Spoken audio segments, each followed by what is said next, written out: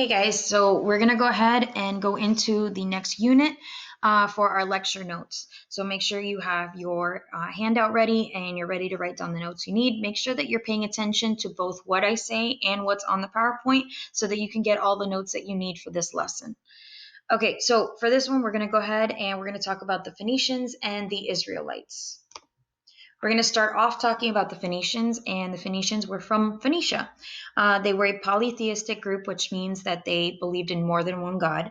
They were seafaring people, and they settled on the eastern coast of the Mediterranean Sea, and they lived there from about 1550 to 300 BCE, which if you look on this map on here, it's this area that is shaded with lines down on the bottom. They were also best known for two things, their trade and their alphabet. Here's an example of a Phoenician ship down at the bottom.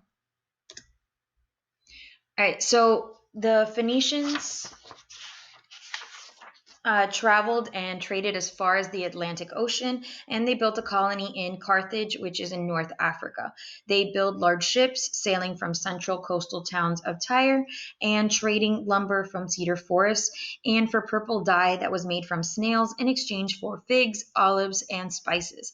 Now, the purple dye was used by the Phoenicians to dye cloth. At the time, most clothes were kind of a beige or natural kind of color, brownish, things like that. So the fact that the Phoenicians started a new craze with the purple dye, they would dye the clothes purple, and it became actually a really fancy color. It was extremely expensive to buy at the time. And after a while, it became known to signify royalty. It was very, very few people that could afford purple dyed clothing. So if someone had purple dyed clothing at the time, you knew that they were very high society. All right, so the Phoenician system of writing consisted of an alphabet of 22 characters to represent the sounds of their language. It was easier to spell out words with sounds and to use pictures for objects, like, for example, the way that the Egyptians did. And this new alphabet wasn't just for scribes. It was created to help the Phoenicians trade goods with other people who spoke different languages. What was so great about this alphabet is that it was able to be applied to multiple different languages. This way, there was a ton of trading people that were able to use this to keep records of what they were buying and selling and trading with other groups of people. So this spread as the Phoenicians were trading to new lands, and the alphabet would eventually be passed on to the Greeks and then to the Romans, who created the alphabet we use today. Oh, and one more thing, that's also why when you're learning how to read, they call it phonics. It's because of the Phoenicians. That's where that came from. All right, so Israel. The Israelites lived south of Phoenicia in a land called Israel, and this was from about 1250 to 700 BCE. And the Torah was their sacred text. It was also used by historians that were looking for clues about their ancient history. The Israelites' leader was Abraham, and he taught monotheism. Monotheism is the belief in just one God, as opposed to all the other religions that were still believing polytheistic religions.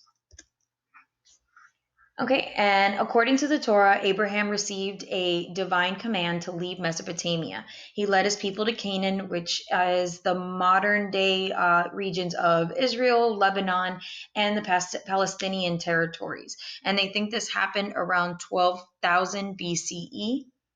And then because of a drought and famine, the Israelites moved to Egypt, where they were enslaved. And they were only freed by Moses that led them out of Egypt in the Great Exodus. An exodus is a mass departure, which is exactly what happened. All of the Israelites left Egypt. And this possibly happened around 1450 to 1200 BCE. That doesn't exactly nail it down exactly, but that's the time frame they believe that happened. And then eventually the Israelites returned to Canaan. All right, so in Jerusalem.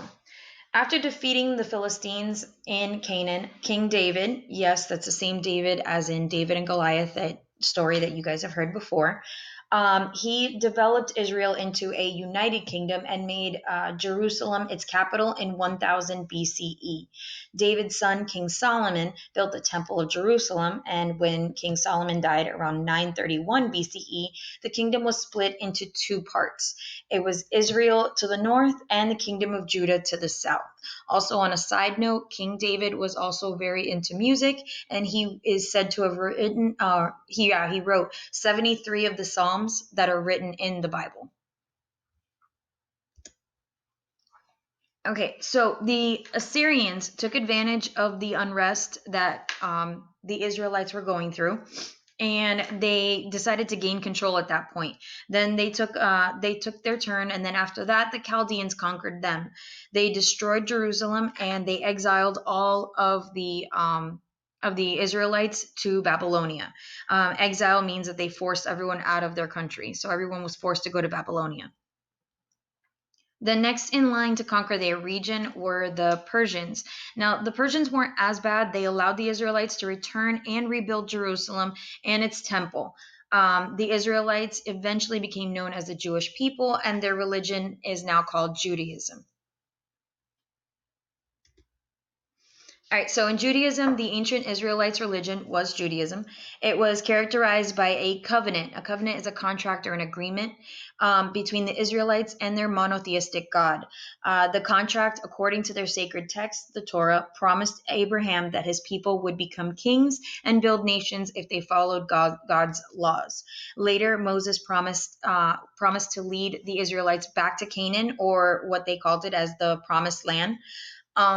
And then we have the Ten Commandments. Now, the Ten Commandments, I'm sure you might have heard about them, are Judaism's divine laws on proper behavior toward God and each other.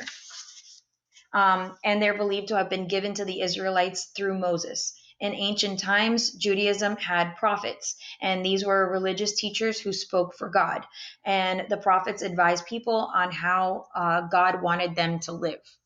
All right, so that's it for this lesson. You're going to go ahead and answer the review questions and write down any comments or questions that you want clarified, and I'll see you guys in class.